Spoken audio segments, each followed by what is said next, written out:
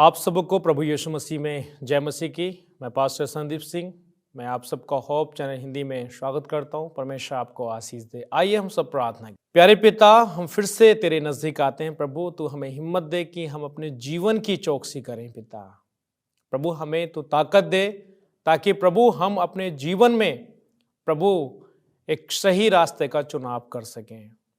प्रभु हम सबको तू आशीष दे और बोलने वालों पर और सुनने वालों पर तेरी आशीष हो। प्रभु यीशु मसीह के नाम से दुआ को मानते हैं, आमीन। आइए जो हम आज बात करने जा रहे हैं वो है अपने जीवन की चौकसी कैसे करें। और जब हम अपने जीवन की चौकसी करते हैं, अपने जीवन की जब देखभाल करते हैं जीजो, तो सच में हम सही चुनाव चुनते हैं और हम परमेश्वर में अपने जीवन को बढ़ाते हैं। और सच में परमेश्वर हमें सही चुनाव में हमारी मदद करता है और परमेश्वर हमारे जीवन की चौकसी भी करता है और सच में हमें वो हिम्मत भी देता है। तो जैसे हम लोग जब बाइबल में जब जाते हैं, परमेश्वर के वचन में जब हम पढ़ते हैं तो वहाँ लिखा है आज भी बहुत सारे ऐसे लोग हैं जो अपने जीवन की चौकसी पूरी तरीके से नहीं कर रहे हैं। एक अधूरा सा जीवन है, जैसा हम कलाम में पढ़ते हैं कि ना तो तू गर्म है और ना तू ठंडा है। तो वैसे ही आज भी बहुत सारे मसीह भाई बहन जीवन अपना जीते हैं और वो आधा संसार का और आधा परमेश्वर का जीवन। पर परमेश्वर चाहता है कि हम अपने जीवन की चौकसी करें, अपने जीवन की देखभाल करें और अपने जीवन में देखें कि हम परमेश्वर की ओर बढ़ रहे हैं या फिर हम ऊपर ही ऊपर तैर रहे हैं। आइए हम लोग तीतुस की किताब और 1:16 हम लोग पढ़ेंगे। यहां लिखा है, वे कहते तो हैं कि हम परमेश्वर को जानते हैं। क्या कहता है परमेश्वर का वचन? कि वो कहते तो हैं कि हम परमेश्वर को जानते हैं पर अपने कामों से उसका इनकार करते हैं, क्योंकि वे गृहीत और आज्ञा ना मानने वाले हैं और किसी अच्छे काम के योग्य नहीं हैं। परमेश्वर का वचन अजीजों मुझे और आपसे ये कहता है कि आज भी ऐसे जन हैं जो कहते तो हैं कि हम परमेश्वर को जानते हैं पर अपने कामों से उसका इनकार करते हैं। अजीजों मैं धन्यवाद देता हूं जीवते परमेश्वर का, प्रभु यीशु मसीह का, कि उसने अपना नाम हमें दिया। अब मैं प्रभु का धन्यवाद देता हूं कि हम उसके नाम से जाने जाते हैं। आज जो हमारा सरनेम है वो तो हमारा होता है, लेकिन आज हम लोग मसीह यीशु के नाम से जाने जाते हैं कि हम बिलीवर हैं, हम विश्वासी हैं। और हम किसके नाम से जाने जाते हैं? परमेश्वर के नाम से जाने जाते हैं। और इसलिए परमेश्वर के नाम से जब हम जाने जाते हैं जीजो, और जब हम कहीं भी रहते हैं, लोग हमारे नाम से कम हमें परमेश्वर के नाम से जानते हैं। तो अजीजो बाइबल कहती है कि अपने जीवन की आप चौकसी करें। छोटी छोटी चीज़ों पर लोग ध्यान देते हैं और वो बदलना चाहते हैं आपके जीवन को देखकर, लेकिन आपका जो अधूरा सा जो जीवन है उसे परमेश्वर पूरी तरीके से बदलना चाहता है। और परमेश्वर का वचन कहता है अपने जीवन की आप चौकसी करें। आप कहते हैं परमेश्वर को जानते हैं पर अपने कामों से आप उसे इनकार करते हैं। अजीजों परमेश्वर ने आपको चुना खास मकसद से, और उसका जो मकसद है वो ये है कि आप अपने जीवन को एक पवित्र जीवन बनाएं, और ऐसा कि आप जब परमेश्वर के साथ चल रहे हैं तो आप ना दाहिने देखें ना बाएं देखें, आप परमेश्वर में बढ़ते जाएं। ऐसा जीवन परमेश्वर आपका देखना चाहता है। आप किसी भी तरीके से आपके जीवन में कोई इनकार ना आने पाए यीशु मसीह के प्रति। आपके जीवन से कोई भी व्यवस्था टूटने ना पाए। आप जहां उठें, जहां बैठें, आप जहां रहें, आपके जीवन से मसीहत की खुशबू आने पाए। आप जहां जाएं वहां एक बेदारी परमेश्वर के नाम की जाने पाए।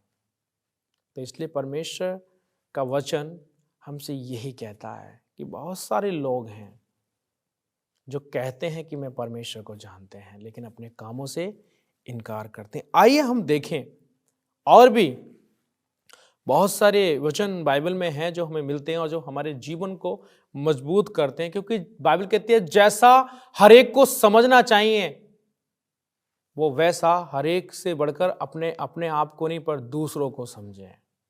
कभी कभी हम सोचते हैं कि मैं पूरी तरीके से भरपूर हूं, अब मुझे किसी की कोई आवश्यकता नहीं है। हमें हर समय परमेश्वर की आवश्यकता है। हमें हर समय सीखते रहना चाहिए, क्योंकि परमेश्वर का जो ज्ञान है वो हमारी समझ से बहुत परे है और परमेश्वर अपने बच्चों को हमेशा सिखाना चाहता है। इसलिए कहता है अपने जीवन की आप चौकसी करो, अपने जीवन को प्रतिदिन परमेश्वर में आप बढ़ाएं, प्रतिदिन आपका प्रार्थना के साथ जीवन हो, प्रतिदिन आप। और बाइबल कहती है मत्ती रचित सुसमाचार 26 अध्याय और 26 का 31 और 31 से मैं 35 तक पढ़ूंगा। यह कहता है कि तब यीशु ने उनसे कहा, तुम सब आज ही रात को मेरे विषय में ठोकर खाओगे। किनसे कहा? अपने चेलों से कहा, जिनके साथ वो अपना समय बिता रहे थे। और जो चेले अपना सब कुछ छोड़कर किसके पीछे हो लिए थे? प्रभु यीशु के पीछे हो लिए थे। और कहता है कि उन्होंने उस समय कहा कि आज ही रात को तुम मेरे विषय में ठोकर खाओगे, क्योंकि लिखा है मैं चरवाहों को मारूंगा और झुंड की भेड़ें तितर बितर हो जाएंगी, परंतु मैं अपने जी उठने के बाद तुमसे फिर गलील में जाऊंगा। परमेश्वर बात कर रहे थे अपने चेलों से, और बाइबल बताती है, परमेश्वर का वचन बताता है कि उन्हीं में से एक चेला जिसका नाम पतरस था, और उसने बड़े जोर से कहा यदि सब तेरे विषय में ठोकर खाएं तो खाएं, परंतु मैं कभी यदि सब ठोकर खाएं तो खाएं, पर मैं ठोकर नहीं खाऊंगा। यीशु ने उससे कहा, मैं 26 का 34 पढ़ रहा हूं। यीशु ने उससे कहा, मैं तुमसे सच कहता हूं कि आज ही रात को मुर्ग बांग देने से पहले तू 3 बार मुझसे मुकर जाएगा। कैसा लगेगा जीजो कि आप कहें कि हम मसीह में बढ़ रहे हैं और परमेश्वर कहे जैसा आपको बढ़ना चाहिए वैसे आप नहीं बढ़ रहे हैं। आप अपने आप को बुद्धिमान समझते हैं। बाइबल कहती है लोग अपने आप को बुद्धिमान जताकर मूर्ख बन गए। अजी आप समझते मैंने सब कुछ पा लिया है, मेरे पास बहुत ज्ञान है, लेकिन आपका ज्ञान अधूरा ज्ञान है। आपको परमेश्वर की जरूरत है जीजो। पतरस सोचता था कि मैं सब कुछ मैंने सीख लिया है और मैं सब कुछ जान गया हूं, मैं परमेश्वर को बहुत प्यार करता हूं, अब मुझसे कोई गलतियां नहीं होंगी। लेकिन यीशु मसीह ने डायरेक्ट उससे कहा, फेस टू फेस उससे कहा तू ही मुझे 3 बार मुर्गा बांग देने से पहले इनकार करेगा। जीजो उस पतरस को कैसा एहसास हुआ होगा, सोचिए कि सच में मुझे अभी और बढ़ने की जरूरत है। लेकिन उसने इग्नोर कर दिया, उसने उस बात को नहीं समझ पाया। उसने शायद सोचा ये ऐसे ही यीशु मसीह मेरे से बोल रहे हैं। पतरस ने उससे कहा यदि मुझे तेरे साथ मरना भी पड़े तो भी मैं तुझसे कभी ना मुकरूंगा। और ऐसा ही सब चेलों ने भी कहा। सब ने एक दल बनाकर, हाँ प्रभु हम आपसे बहुत प्यार करते हैं, अगर आपके साथ हमें मरना भी पड़ेगा तब भी हम मरने को तैयार हैं। जो बाइबल हमें बहुत कुछ सिखाती है और बताती है कि हमें अपने जीवन की चौकसी करनी है और जैसा समझना चाहिए इंसान को वैसा वो अपने से दूसरों को समझे, अपने आप को नहीं। हमें परमेश्वर की बहुत जरूरत है जीजो,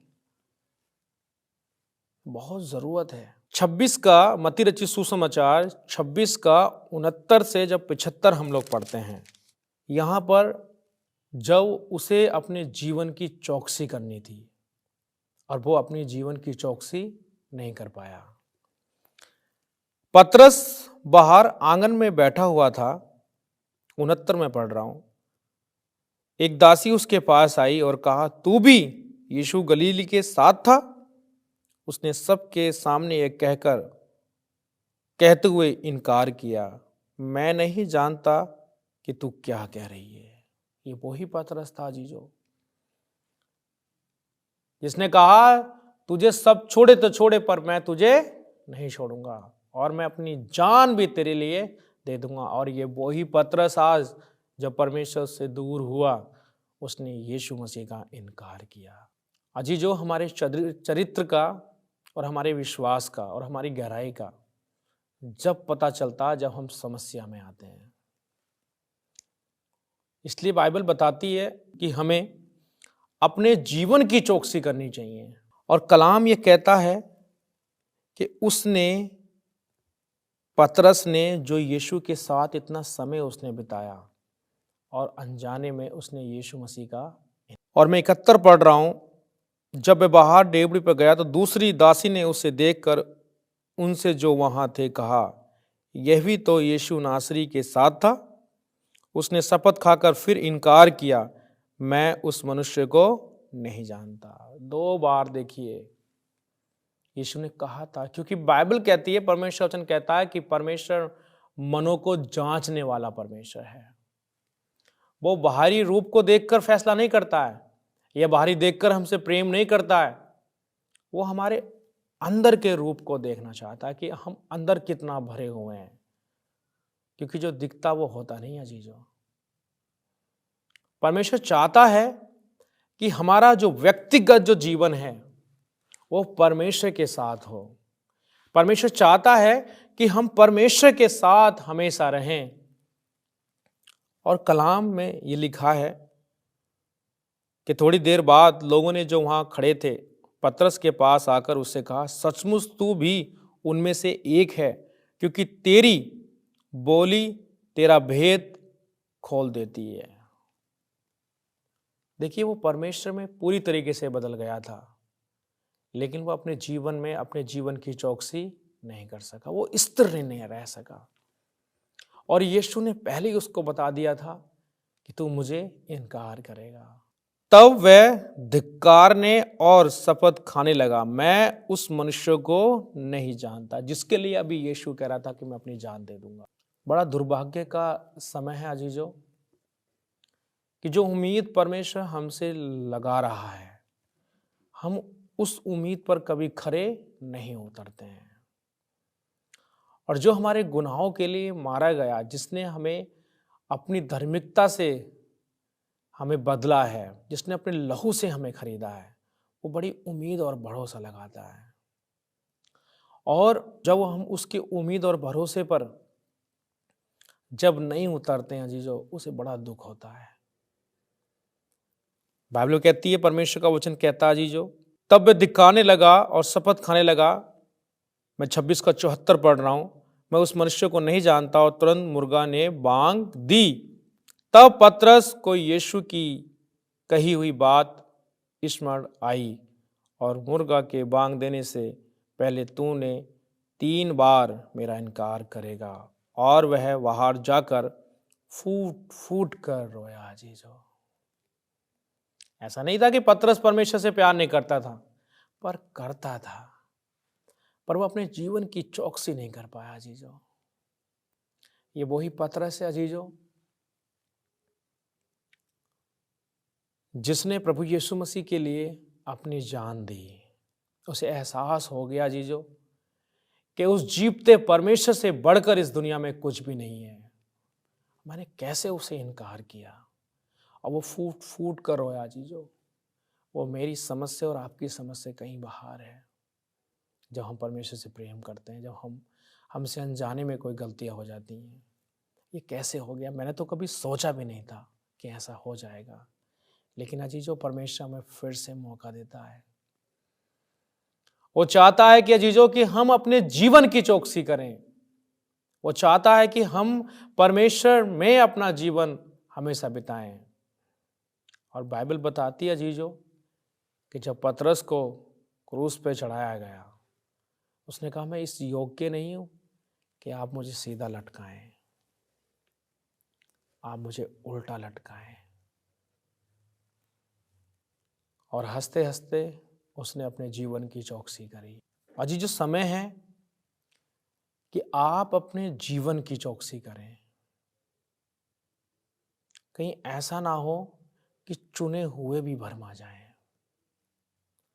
कहीं ऐसा ना हो कि आपको बाद में पछतावा हो कि जो जगह हमें मसीहत में बनानी चाहिए थी, जो जगह हमें परमेश्वर के साथ बनानी चाहिए थी, वो जगह हम बना नहीं पाए। हम परमेश्वर के साथ समय बिता नहीं पाए। आई जो परमेश्वर का वचन हमसे कहता है कि जो ऐसा ना हो कि आपको भी रोना पड़े। आइए अपने जीवन की चौकसी कीजिए। आइए परमेश्वर के साथ आइए और ऐसा जीवन जिए जो आपको उन्नतियों पे लेके जाए। हम कलाम में पढ़ते हैं, पहला कुरिन्थियों 9 अध्याय और 9 का 24 में पढ़ते हैं, क्या तुम नहीं जानते कि दौड़ में दौड़ते तो सभी हैं। देखिए कितना सुंदर वचन आज परमेश्वर मुझसे और आपसे बात कर रहा है।